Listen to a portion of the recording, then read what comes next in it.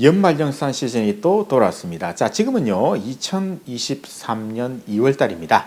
자, 지금 2월 달 되면요, 근로자, 직장 다니시는 분들 연말정산 시즌이죠. 그런데 사업소득 연말정산이라는 것이 있습니다. 그렇죠. 직장인이 아니라 개인 사업자인데 연말정산을 또 합니다.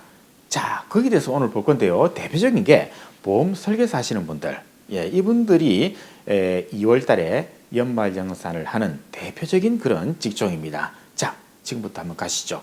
자, 그래서요, 사업소득 연말정산 어떻게 하는지 한번 지금부터 알아보겠습니다. 자, 지금부터 가시죠.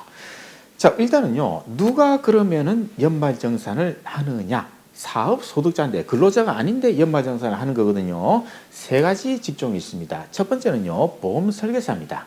두 번째는요, 방문 판매원. 뭐 학습지도 있고 뭐 화장품도 있고 여러 가지 있잖아요. 그리고 음료 배달원, 대표적인 게 야쿠르트 배달하시는 분들이죠. 자, 이 세 가지 직종에 있는 분들은요, 개인 사업자입니다. 근로자 아니에요.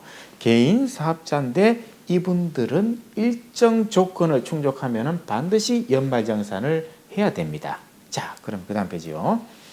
자, 그럼 일단 기본 시스템을 한번 볼게요. 보험 설계사를 한번 예를 들어 보겠습니다. 자, 일단은요, 보험회사에서 수당을 지급하겠죠. 내가 계약을 체결했다 그러면은 일정 금액을 수당으로 받잖아요. 자, 100만 원을 내가 받았습니다. 자, 그러면요, 보험회사는 100만 원을 다 주지 않습니다. 일단은요, 3%, 3만 원을 뗍니다. 이걸 가지고 국세청에 납부를 합니다. 그리고 3만 원의 10%, 3천 원을 갖다가 구청에다가 납부를 합니다. 요거는 이제 지방세입니다. 국세고 지방세.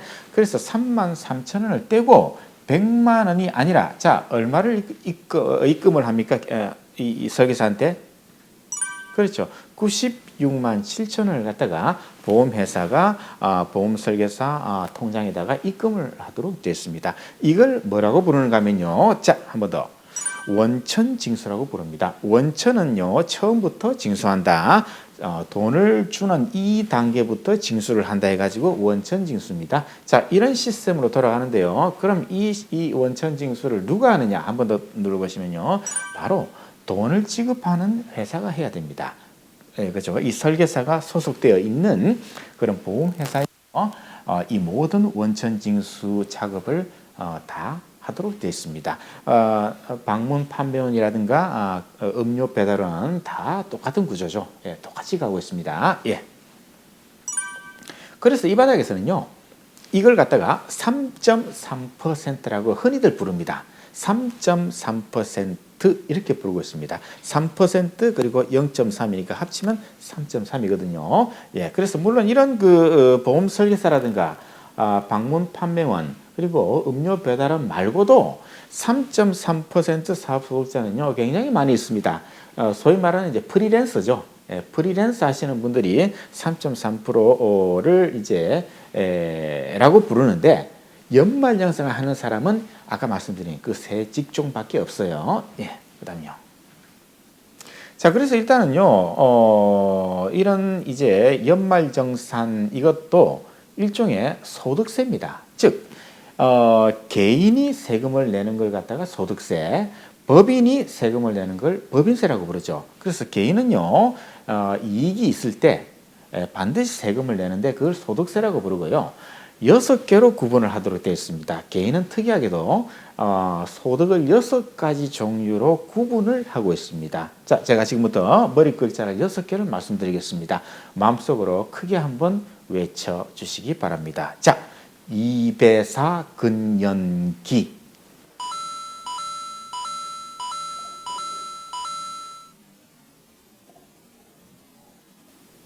네, 좋습니다. 자, 이 6가지는요, 이자, 배당, 사업, 근로, 연금, 기타. 이 6개의 소득을 이배사 근연기. 소득을 6개로 구분을 해가지고, 자, 눌러보시면요. 이 6개의 소득을 뭐라고 부르는가 하면요, 종합소득이라고 부릅니다. 종합소득. 그리고 이 종합소득은요, 한 번 더. 자, 합쳐야 됩니다. 무조건 이 6개의 소득이 발생했다 그럼 다 합쳐야 돼요. 그리고 언제? 다음 해 5월 달입니다. 다음 해 5월 달에 자, 뭘 한다?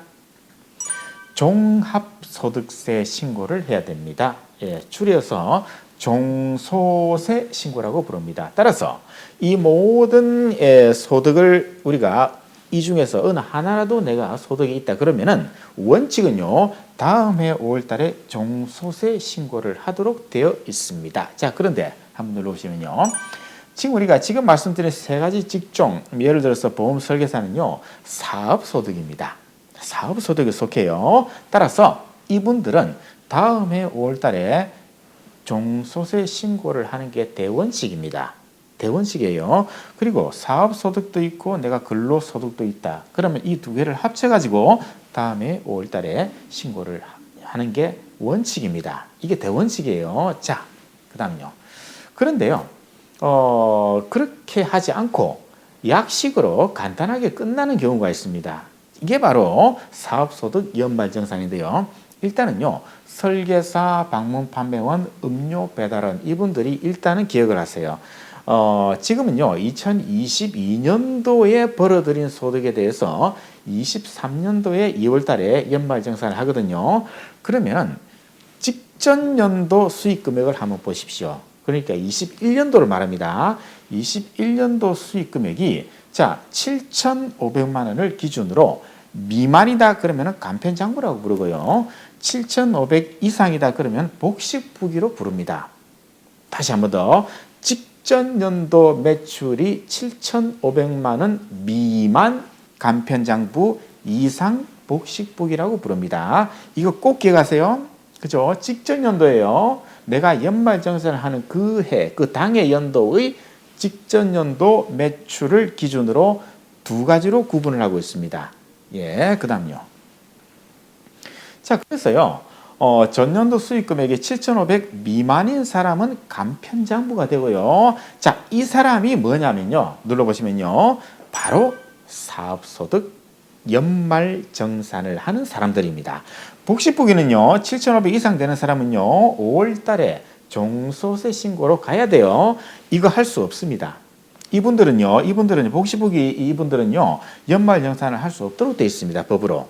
그래서 7,500 미만이 되는 이런 분들이 간편장부고 사업소득 연말정산을 의무적으로 해야 된다. 이게 첫 번째 케이스고요. 그 다음에 두 번째 케이스가 하나 더 있습니다. 자, 예를 들어 가지고 22년도에 내가 처음으로 설계사를 시작했습니다.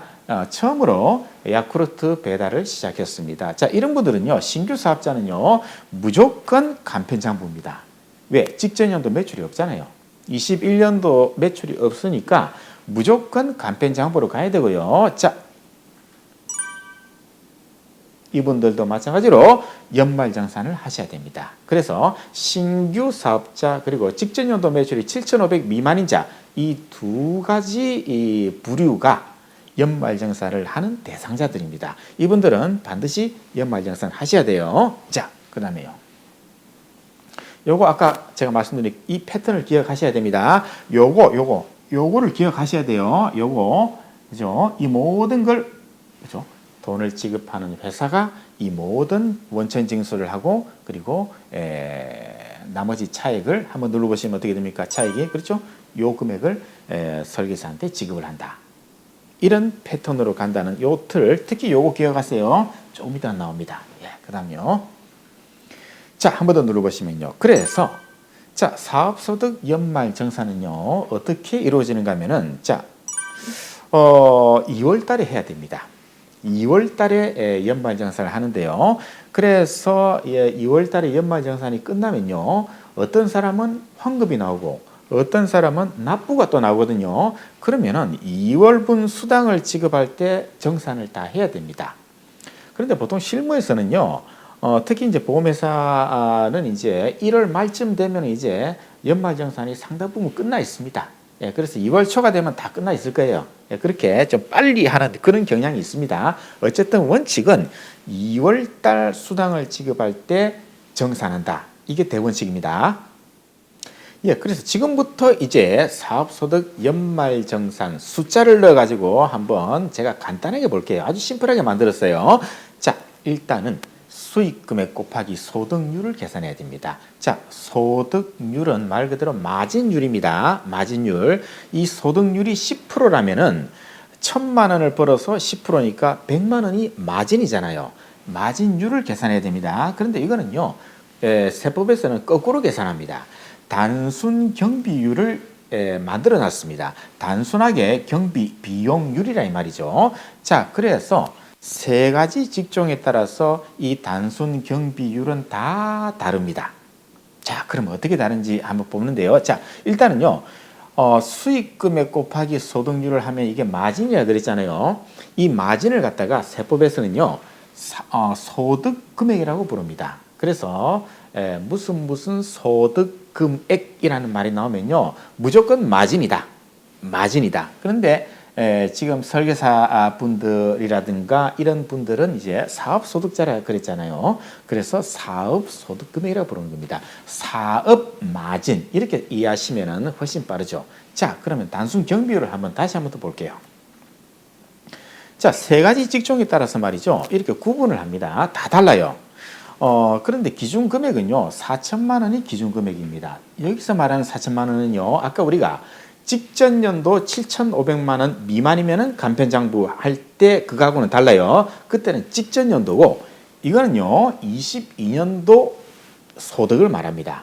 그래서 22년도 매출이 4천만 원 이하다 그러면요, 자, 설계사는 77.6%의 비용률입니다. 그리고 4천만 원을 넘어가는 금액은 68.6%를 적용을 합니다. 자, 마찬가지로 다 똑같아요. 자, 그런데요, 여기서 말하는 77.6%는요, 한 번 더 눌러보시죠. 뭐냐면요, 비용입니다. 비용. 즉, 4천만 원 이하는 77.6%가 비용이다. 4천만 원을 초과하는 금액에 대해서는 18.6%가 비용이다. 그래서 이 두 개를 합쳐서 계산하도록 되어 있습니다. 자, 그런데요, 이걸 갖다가 이제 단순 경비율이라고 부르고 있습니다. 비용률이라는 건데요, 한번 생각을 해보자는 겁니다. 자, 우리가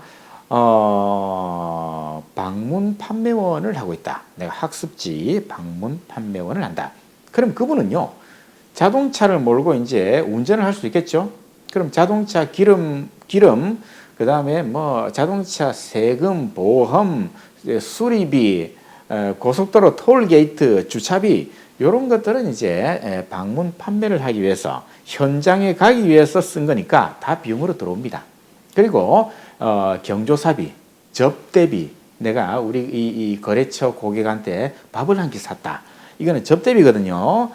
비용으로 들어옵니다. 그 기타 등등 내가 또 설명을 하기 위해서 메모지를 샀다, 볼펜을 샀다, 이런 것도 다 비용으로 들어옵니다. 문제는요, 그런 걸 갖다가 전부 다 합쳐도 얼마 안 돼요. 정말 얼마 안 됩니다.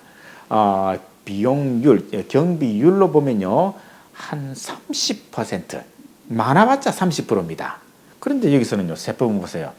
77%나 비용을 인정하고 있잖아요. 합법적으로. 단순 경비율이라는 이름으로. 그래서 요거는요, 7,500만 원이 안 되는 이런 직종에 있는 분들한테 국가가 혜택을 주는 겁니다.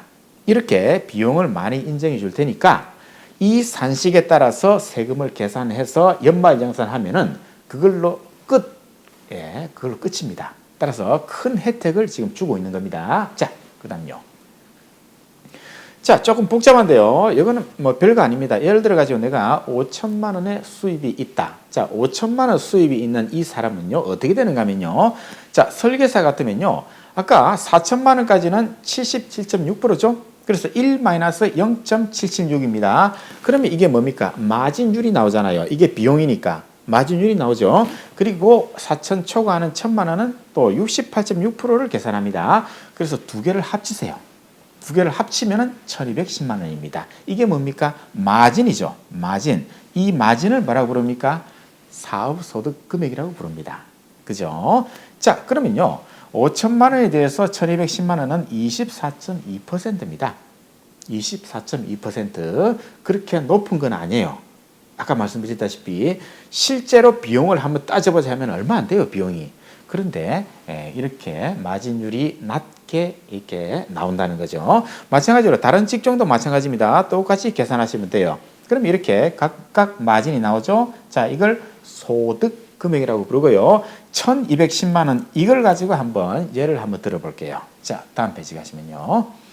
자, 일단은 5천만 원 벌었죠. 그리고 이렇게 비용을 계산했죠. 그래서 이제 사업소득금액 마진이 1210만 원 나왔죠. 자, 이 상태에서 국가는요, 추가 비용을 더 인정해 줍니다. 이걸 소득공제라고 부르는데요.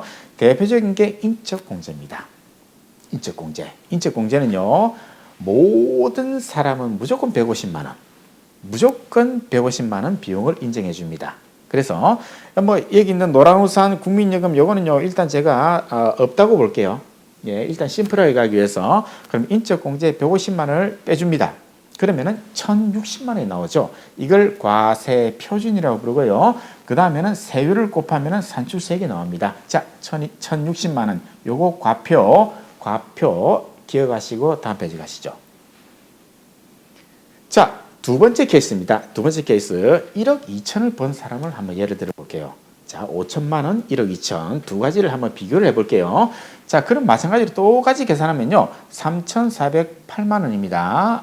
예, 마진이요. 그리고 150만 원 빼주면 3,258만 원입니다. 과표가. 자, 이 두 가지 케이스를 보고 세금을 계산해 볼게요. 자, 다음 페이지. 첫 번째, 자, 5천만 원입니다. 매출이 5천만 원 있는 사람은 과세 표준이 1,060만 원. 자, 한 번 더 눌러보세요. 그런데 과세 표준이 이제 이렇게 커지면요. 세율이 달라집니다. 이걸 갖다가 이제 누진세율이라고 부릅니다. 자, 어쨌든 간에 지금 1,060만 원이 과표 아닙니까? 그럼 여기에 속합니다. 맞죠? 그러면 6%를 곱하면 돼요. 그러면 얼마 나오는가 하면요. 63만 6천 원이 나옵니다. 5천만 원 벌어서 세금이 63만 6천 원이 남았고 이걸 산출세액이라고 부르는데요. 자, 그 다음 케이스. 1억 2천을 벌었다. 이 사람은요. 자, 눌러보세요. 어디에 속하는가 하면요. 자, 3,258만 원입니다. 과표가. 그럼 여기에 속합니다. 그러면 약식으로 계산한 방식은요. 3,258만 원 곱하기 15% 마이너스 108만 원 하면은 세금이 나옵니다. 얼마입니까? 380만 원 정도 나오네요. 자, 이 상태에서 그 다음 페이지 갑니다. 지금 5천만 원 벌었죠? 그래서 마진이 1,210만 원 그리고 쭉 계산해 보니까 63만 6천 원 나왔죠? 거기에서 세액 공제라는 걸 해줘야 됩니다. 세액 공제는요. 말 그대로 세금을 바로 빼줍니다. 그래서 세액 공제. 뭐 여러 가지 있습니다. 있는데 일단은요. 이런 거 없다고 볼게요. 이런 거 없고 표준 세액 공제를 7만 원 받을 수가 있습니다. 예, 이런 거 없으면요. 7만 원 그냥 또 빼줍니다. 그러면은 여기서 7만 원을 빼면은 이제 세금이 나옵니다. 거기서 기납부세액을 빼야 돼요. 이게 뭐냐면 3.3% 원천징수 했잖아요. 요걸 빼줘야 돼요. 자, 그 다음 페이지. 자, 1억 2천인 사람도 마찬가지로 쭉 이렇게 가고요. 자, 여기에서 7만 원을 뺍니다. 요 패턴 똑같아요. 자, 그 다음 페이지 가시면요. 자, 5천만 원을 번 사람은 이제 얼마입니까? 63만 6천 원. 여기에서 7만 원 뺀다 그랬죠? 표준세액 공제. 그럼 56만 6천 원입니다. 자, 여기서 끝이 아닙니다. 요거 조심해야 돼요. 기납부세액을 빼야 돼요. 뭐냐면요. 아까 우리가 5천만 원 받을 때 아까 보험회사에서 3% 뗀다 그랬잖아요. 그러면 150만 원이거든요. 이걸 갖다가 보험회사가 국세청에 이미 납부를 했습니다. 따라서 이 설계사는요. 150만 원을 이미 세금을 냈다 이거죠. 그래서 자 56만 6천 원에서 150만 원 빼야 돼요. 빼야 됩니다. 실제 세금은 56만 6천 원인데 나는 150만 원을 냈잖아요. 그럼 너무 많이 냈잖아요. 그래서 환급이 93만 4천 원이 환급이 나오는 겁니다. 눌러보시면요. 그렇죠. 아주 기분 좋죠? 연말정산하면요. 환급이 나온다. 그런데 많은 분들이요. 대부분이 다 환급이 나올 거예요.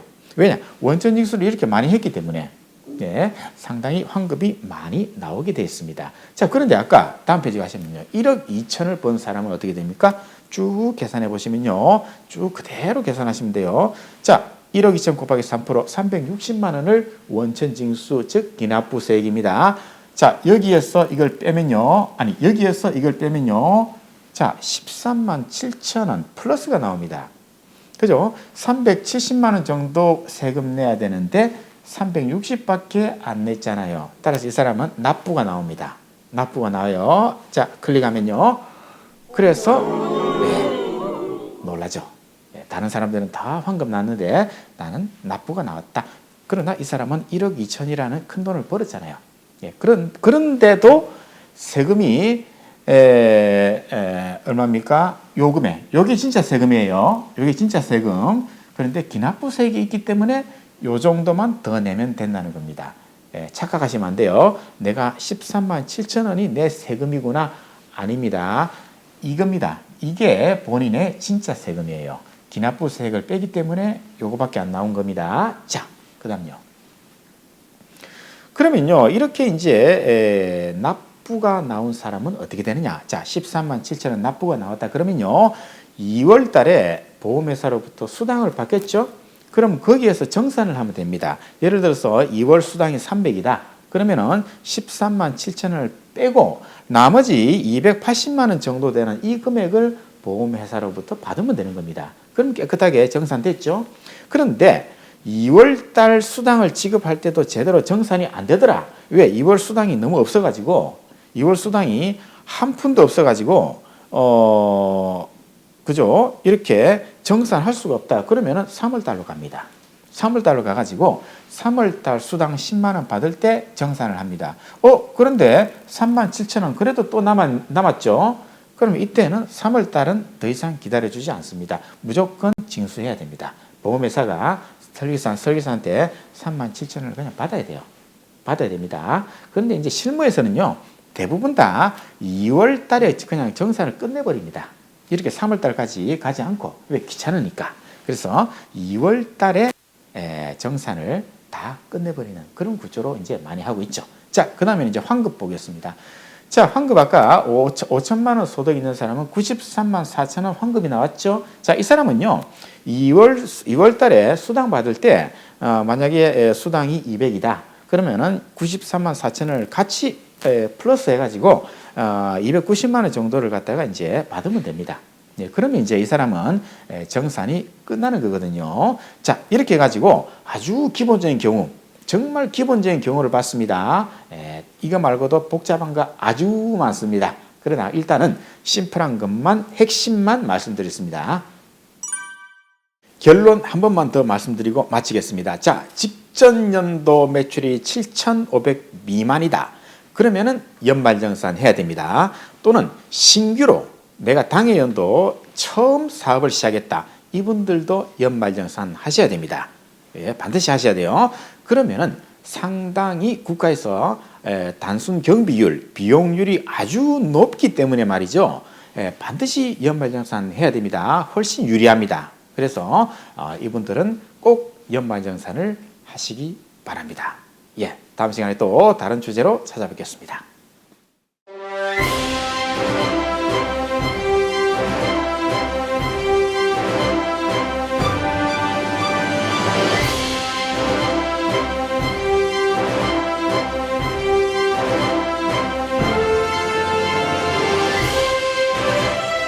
어려운 건 쉽게, 쉬운 건 더 쉽게. Easy to understand. Easy to understand.